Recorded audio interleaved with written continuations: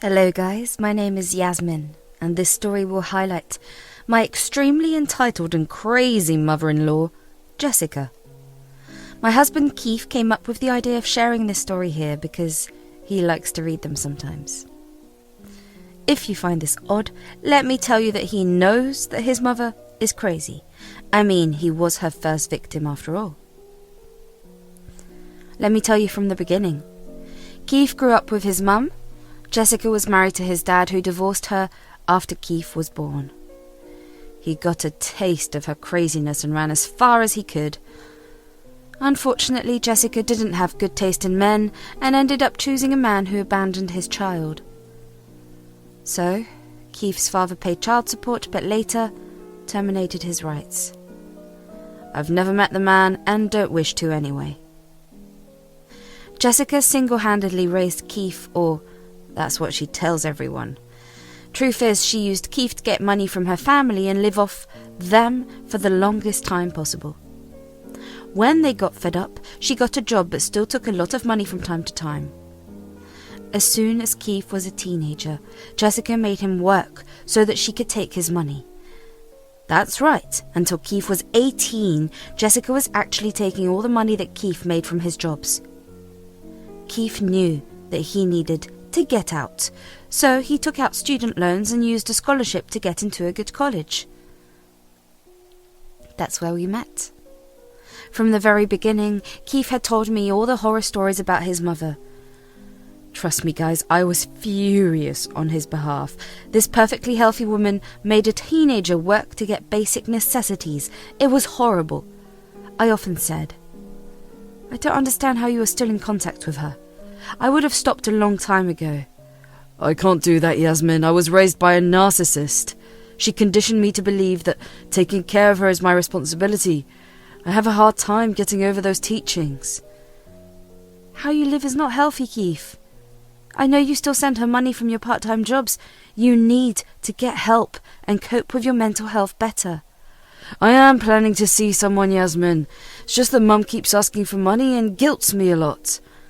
She chooses all the wrong men who just leech off her, and that makes her leech off me. That's why I'm unable to save money. Plus, I'm trying to pay back student loans as soon as possible. I was so upset about Keith's condition that I used my own savings to get him started with therapy. He protested, but a lot of love and coaxing made him understand that I just want him to be happy. He joined therapy and started to feel much more confident about himself, and he was slowly starting to stand up to his mum. That is exactly why his mum never liked me. On the first meeting, she said, "You are that gold-digging witch who poisoned my son against me. How dare you, woman? You think I won't know that it was you?" I don't know what you're talking about, Jessica. Keith was suffering, so I simply helped him to get a therapist, and I used my own money for that. How did I become the gold digger when you are the one who keeps asking him for money? How dare you call me a gold digger? I'm his mother and you entitled his money. I raised him for 20 years and he needs to pay me back for that. You are no one to tell me what I do with my son. Keith, look what kind of woman your girlfriend is. You need to control her.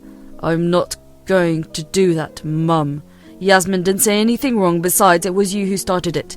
If you hadn't provoked her, she wouldn't have called you names. Yes, guys. Therapy can sometimes work wonders on a man. Keith had grown a shiny spine and it made me super happy. Jessica didn't find it pleasing, as usual. Fast forward a few years, Keith and I graduated college and got married. We both work very good jobs because we worked our arse off in college. We lived frugally and had a backyard wedding at my parents' place to save money for a house. Meanwhile, Jessica also got married to a horrible man who didn't even know how to respect women.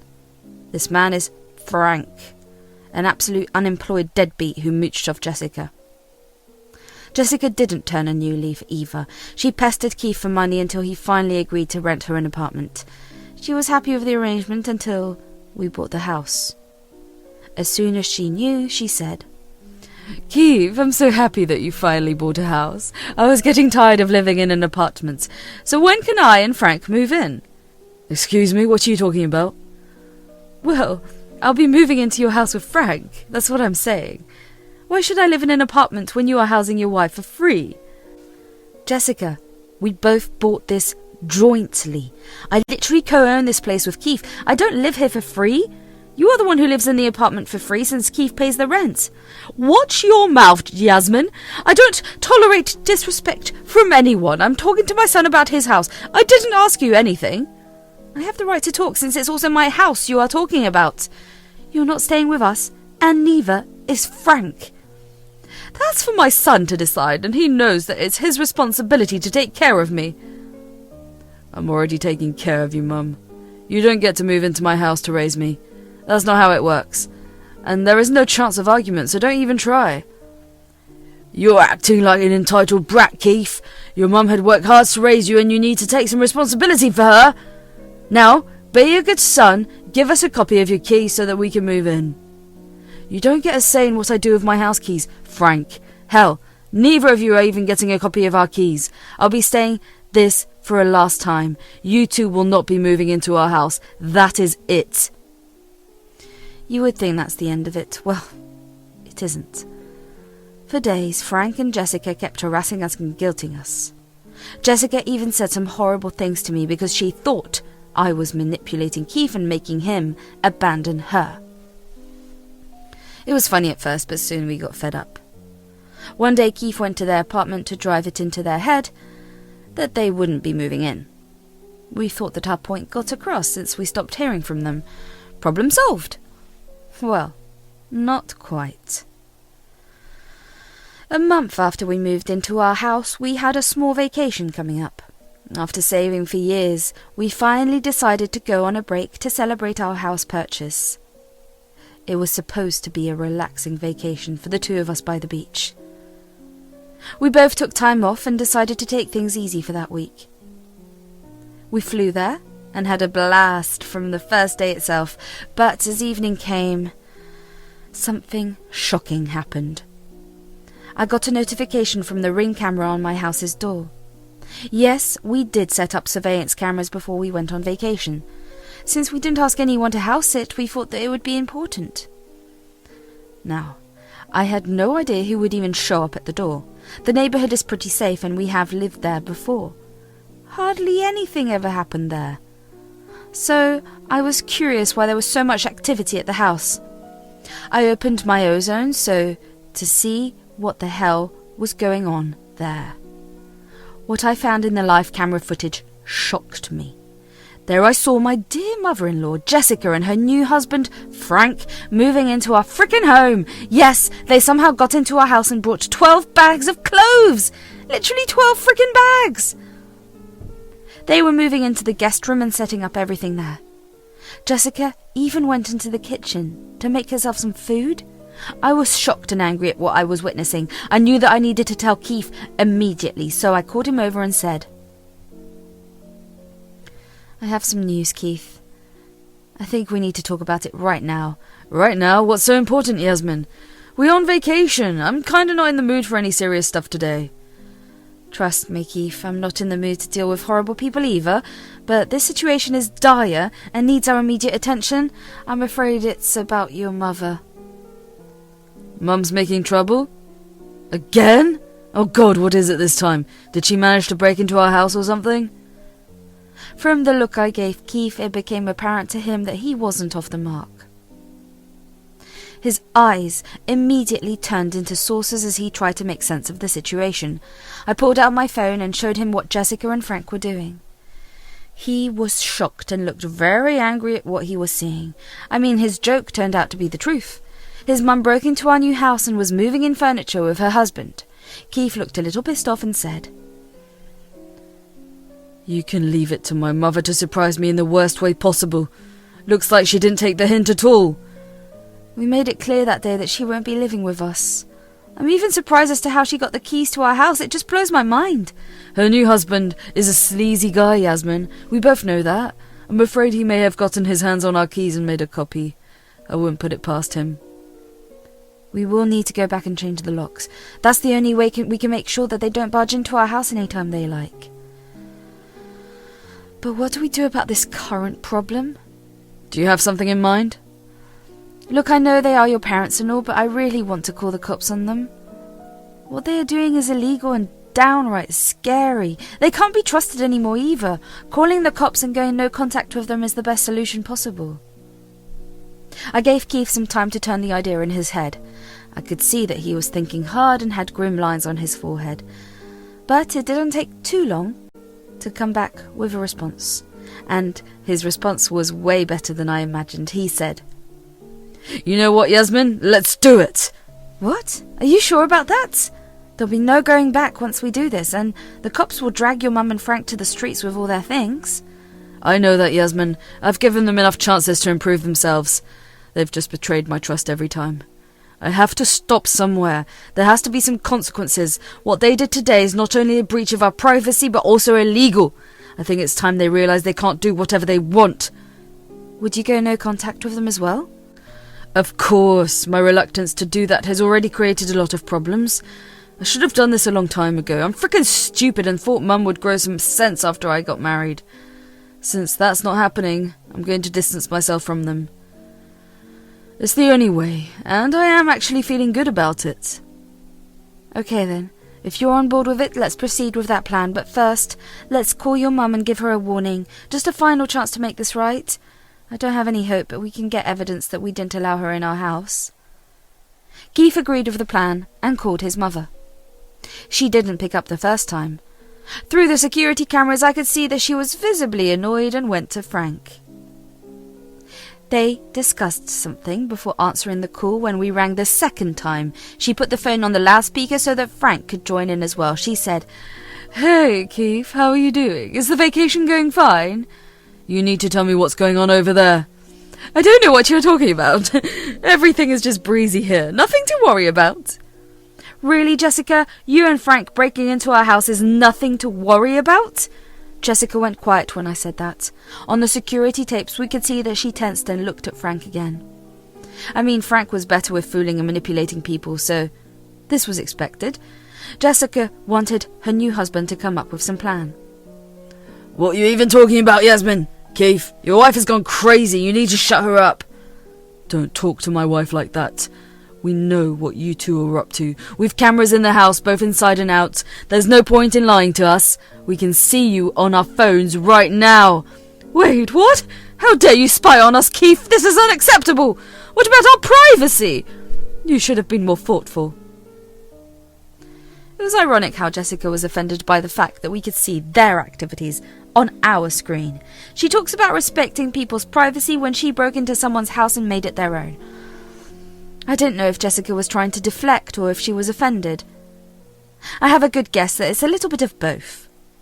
Her words sparked something in me and I said, That's rich coming from you, Jessica. You are the one who broke into our private home when we clearly told you that you are not allowed in.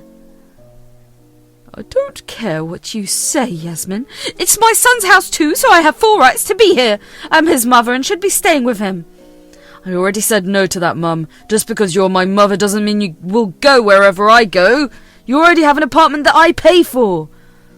Who wants to live in that tiny apartment when you have bought such a big house? You're turning into such a selfish man after getting married, Keith. This is unacceptable. You can't expect your own mother to live in an apartment while you enjoy a whole house with your wife. That decision is not up to you, Mum. You shouldn't have just packed up your stuff and moved into the house. How did you even get a key? Both me and Keith were troubled by this question and needed answers immediately. Also, we needed them to confess to their wrongs so that we could use that to report them to the police. And our hunch was right. Frank said, Well, since you decided to be a brat and ignore your mother, I went and made a copy of your keys. Who the hell told you to touch my keys? I didn't give you permission to do that. I don't need your permission, Keith. I'm your stepdad. I have the authority to do what I think is right. You don't get to question me. I don't care who you are to me, Frank. I'm a grown-ass man and don't need a parent. What you did was theft and forgery, which are both offences under the law. Keith, how dare you talk to Frank like that? He only did this because he knew I was sad.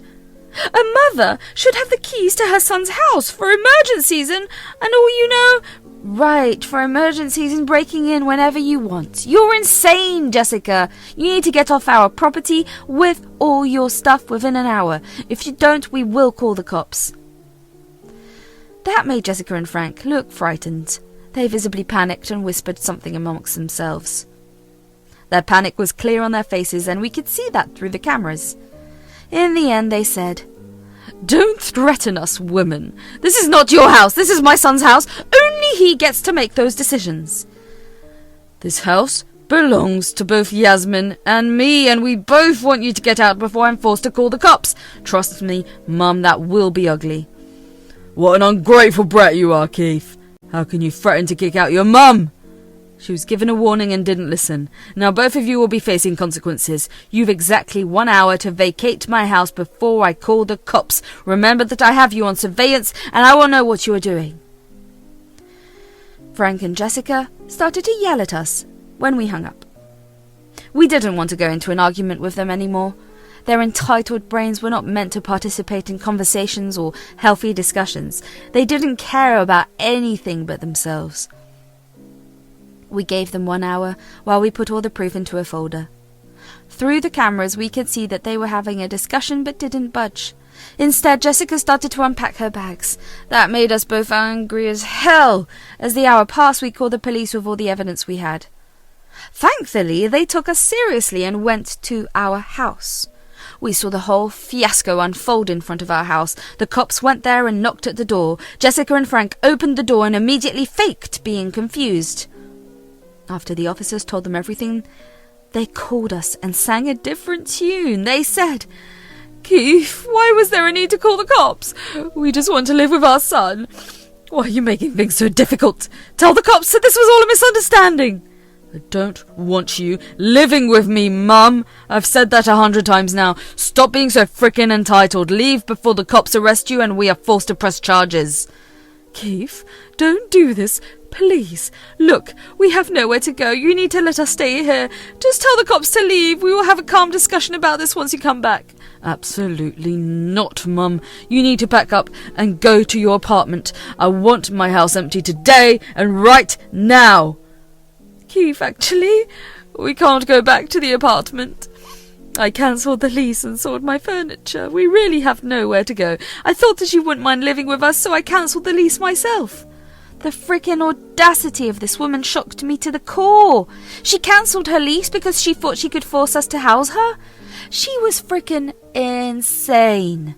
Keith was boiling with rage and ready to scream at her sorry ass. He said, "You went behind my back and cancelled your lease? What the frickin' hell, Mum? You know what? That's not my problem. I don't care where you go. You need to vacate my house." No, Keith. Please listen to me. I've nowhere to go. Don't kick us out. I'm your mother. Do you want your mother to be homeless? You made yourself homeless, Mum. Since you don't want to stay in a rented apartment anymore, I won't give you rent money anymore. I'm frickin' done. You can take your new man and figure out something for yourself. Get out of my house and don't try to contact me again. At this point, Jessica was literally crying and begging to make us hear her out. She even cried to me and brought up my dead mother to guilt me. They had the very opposite reaction than what she expected. Me and Keith got so mad that we shouted at them and hung up. We immediately blocked their numbers because they crossed all our boundaries in one day and somehow made things worse than ever. The cops stayed back at the house and made sure that Jessica and Frank left. I called a mutual friend to house sit till we came back.